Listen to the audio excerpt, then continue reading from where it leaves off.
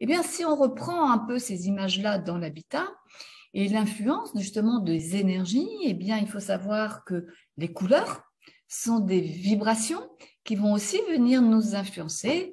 Si nous sommes entourés de couleurs vives, de rouge, d'orange, nous sommes reliés beaucoup plus à du dynamisme.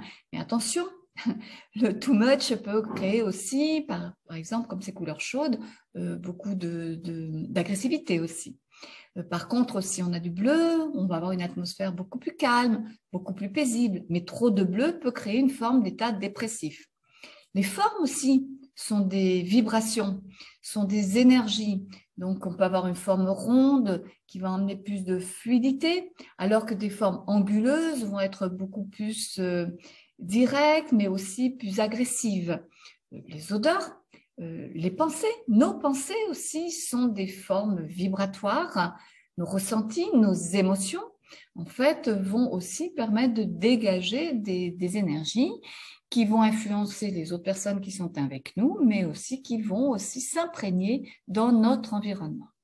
Et un mot aussi qui est important, si on parle d'énergie, c'est la fluidité. On a parlé tout à l'heure de notre bureau. En fonction de la façon dont il est organisé, on va créer une fluidité de l'énergie. Ça, c'est très important parce que on va le voir avec la deuxième loi, c'est que cette fluidité va apporter de la qualité à l'énergie.